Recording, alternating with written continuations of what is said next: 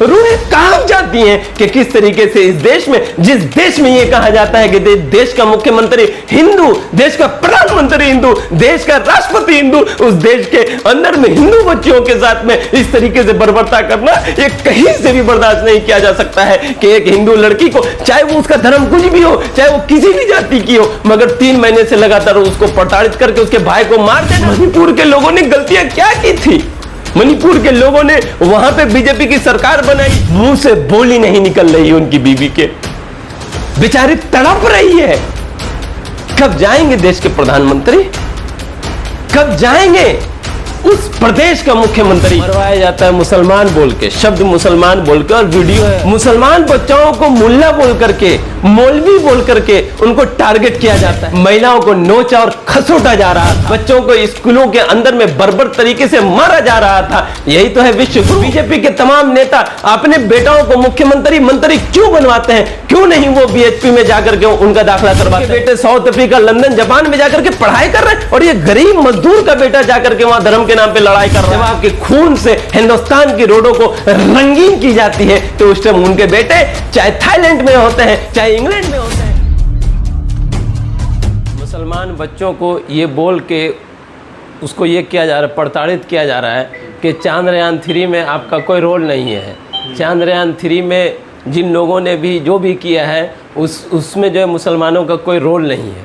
और मुजफ्फरनगर में एक बच्चे को पकड़ के मरवाया जाता है मुसलमान बोल के, शब्द मुसलमान बोल के, और वीडियो है, और बाज़ाब्ता तौर पे वीडियो वायरल भी होता है। इस देश के अंदर में, जिस देश में स्ट्रक्चर कमेटी की रिपोर्ट ये बोलती है कि मुसलमान शिक्षा में बहुत पीछे है, जब मुसलमान जागता है, जब मुसलमान चाहता है कि मैं भी शिक्षा हासिल करूं और मैं भी इस देश को अपना योगदान दे सकूं, चाहे वो नीट का एग्ज़ाम हो, यूपीएससी का एग्ज़ाम हो, 10th हो, 12 हो, किसी भी तरीके से हम चाहते हैं कि देश के लिए अपना, जो हमारे बुज़ुर्गों ने कुर्बानियाँ दी हैं, हम भी इस देश के लिए कुछ योगदान दें। तो ये संघीवादी मानसिकता के लोग, जो लोग इस देश के अंदर में छोटे छोटे मासूम, उन बच्चों की कोई गलतियां नहीं है। और मुझे दुख होता है कि किसान नेता जाकर के 2 बच्चों को आपस में मिलाते हैं। सब लोग इस पे बहुत वाहवाही लूट रहे हैं, मगर मैं दुखी हूँ, मैं किसान नेताओं से दुखी हूँ। मैं दुखी इसलिए हूँ कि उस मासूम बच्चों की कोई गलती नहीं है, दोनों बच्चों की, जिसने ये मजबूर किया कि एक मुसलमान बच्चे को मुसलमान बोल के उसको मारा जा रहा है, उसके खिलाफ किसान नेताओं ने क्या क्या किया। सवाल ये है, सवाल ये नहीं है कि 2 मासूम बच्चों को आपने जो है वहाँ जाकर के मिला दिया। आज तक सही तरीके से एफआईआर उस महिला पे नहीं होना, उनको अब तक जेल में नहीं जाना, और बार बार उनके जो फादर थे उनके बयानों को बदलना, ये इस बात की दलील है कि किसान नेताओं ने वहां जाकर के मुसलमानों को कमजोर किया। 2 लोगों को वहां, सिर्फ 2 बच्चों, मासूम बच्चों को वहां मिला देने से इस समस्या का समाधान नहीं हो सकता है। हमने एक बुनियादें डाल दी हैं, और वो बुनियादें जो मासूम बच्चों के दिल के अंदर में एक धर्म के नाम पे एक दूसरे से उसको बांट रहा है। एक किताब 2018 में लॉन्च हुई थी, मुझे अभी थोड़ा सा नाम मैं उसमें ये हो गया, भूल गया। उस किताब में ये लिखा है कि मुसलमान बच्चों को मुल्ला बोल करके, मौलवी बोल करके उनको टारगेट किया जाता है। क्या इस देश के स्कूलों के अंदर में मुसलमानों को मुल्ला और मौलवी और इस तरह के अल्फाज को लेकर के टारगेट करना, क्या ये जो G20 का जश्न मना रहे हैं और हिंदुस्तान में जो है बहुत तरीके का जश्न मना रहे हैं, क्या वो इस बात का जश्न नहीं है कि हम हिंदुस्तान के अंदर में शिक्षा में, स्कूल में, कॉलेज में, यूनिवर्सिटी में हम मुसलमानों को दबाने की कोशिश कर रहे हैं? हम मुसलमान को प्रताड़ित इसलिए कर रहे हैं कि हमें डर लग रहा है, जो इस तरीके के मानसिकता के लोग हैं उनको डर लग रहा है कि अगर मुसलमान पढ़ लिख के कामयाब हो गया, डीएम, डीएसपी, डीआईजी बन गया, तो वो हमारे सामने आकर के खड़ा हो जाएगा, इसलिए हम उनको बुनियादी शिक्षा से दूर कर दें। ये अफसोस की बात है। और इस देश के अंदर में, जिस देश के अंदर में एपीजे अब्दुल कलाम साहब ने इस देश के लिए संघर्ष किया और संघर्ष करके इस देश का पूरी दुनिया में नाम रोशन किया, उसी एपीजे अब्दुल कलाम के वारिसों को आज इस तरीके से प्रताड़ित करना, और इस तरीके से स्कूल में एक जाति धर्म के लोग, जो लोग मुसलमान को बदनाम करके और बच्चे के दिमाग के अंदर में नेगेटिव मानसिकता डालने की कोशिश कर रहे हैं, वो बिल्कुल भी इस देश, कभी भी ये देश बर्दाश्त नहीं करेगा। प्रधानमंत्री कहते हैं कि भारत जो है विश्व गुरु बनेगा। बिल्कुल विश्व गुरु हो रहा है। बिल्कुल बिल्कुल ये देश विश्व गुरु बन रहा है। हाँ। कैसा विश्व गुरु है आप खुद देख लीजिए कि एक बीजेपी के नेता के ऊपर में जब ये आरोप लगता है कि वो महिला रेसलर जो पूरी दुनिया में जाकर के हिंदुस्तान का नाम रोशन करती हैं, उनके ऊपर में आरोप लगता है कि वो हमारा रेप किए, वो हमें प्रताड़ित किए, उनके ऊपर में कोई सजा नहीं दी जाती है। एक उनके पार्टी का मंत्री, उसका बेटा जाकर के गरीबों को, मजदूरों को, किसानों को कुचल देता है, उनके ऊपर में कुछ नहीं होता है। इस देश के अंदर में महिला बाल विकास मंत्री जो हर बात में सिलेंडर पे जाकर के बैठ जाया करती थी, उसके सामने में दिल्ली के अंदर में महिलाओं को नोचा और खसोटा जा रहा था, महिलाओं के साथ में बदसलूकियां की जा रही थी और बच्चों को स्कूलों के अंदर में बर्बर तरीके से मारा जा रहा था। यही तो है विश्व गुरु के उस महिला विकास मंत्री जश्न मना रही हैं, मजे ले रही हैं कि वाह क्या बात है, मुसलमानों को प्रताड़ित किया जा रहा है, महिलाओं को प्रताड़ित किया जा रहा है। जो भी बीजेपी का सपोर्टर नहीं है,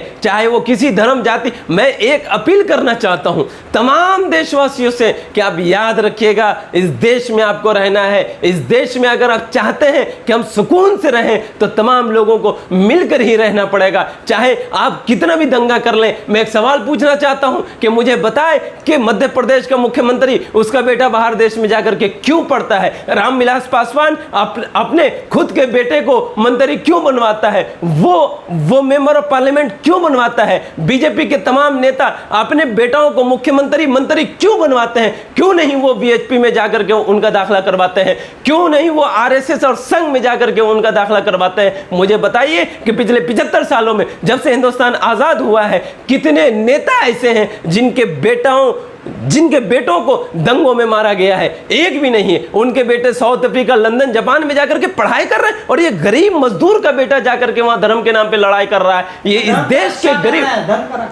देश के गरीब मजदूरों को समझना चाहिए कि जब वोट लेने का वक्त आता है तो धर्म की रक्षा करने के लिए वो लोग जो अपने बच्चों को बाहर देश भेजते हैं, वो वोट के टाइम पे जाकर के धर्म का रक्षा करने लगते हैं, मगर जब कुर्बानियों का टाइम आता है, जब आपको बहका के लड़ाया जाता है, जब आपके खून से हिंदुस्तान की रोडों को रंगीन की जाती है, तो उस टाइम उनके बेटे चाहे थाईलैंड में होते हैं, चाहे इंग्लैंड में होते हैं, चाहे विदेश में होते हैं, उनको इन बातों को समझना पड़ेगा। एक हिंदू बच्ची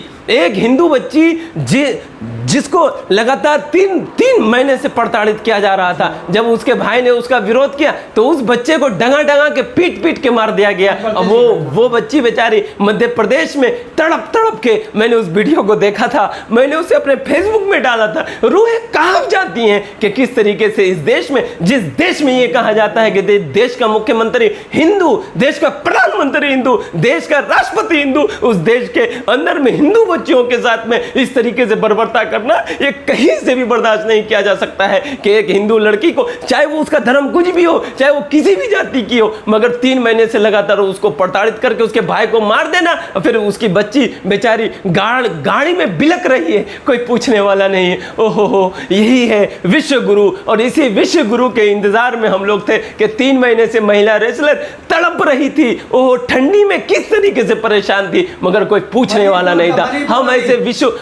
हम ऐसे तमाम विश्व गुरु का हम बिल्कुल विरोध करते हैं। मैं जानना चाहता हूं तमाम लोगों से कि मणिपुर भी इसी देश का हिस्सा था।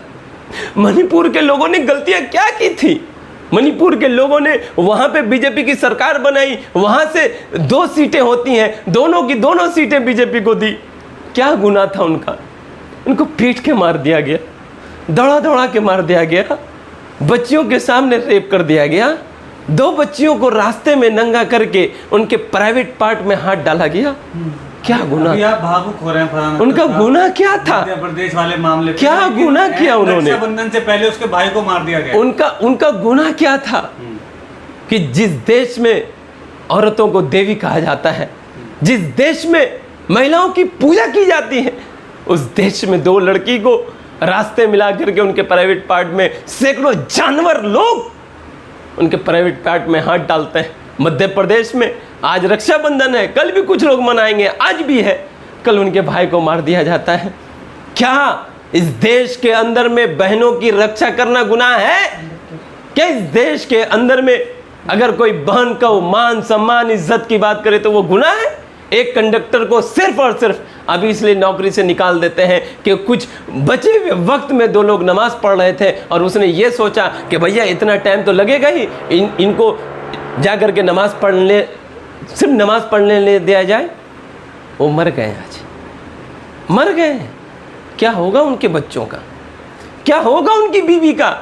मुंह से बोली नहीं निकल रही है उनकी बीवी के, बेचारी तड़प रही है। कब जाएंगे देश के प्रधानमंत्री? कब जाएंगे उस प्रदेश का मुख्यमंत्री जो अपने आप को योगी कहता है?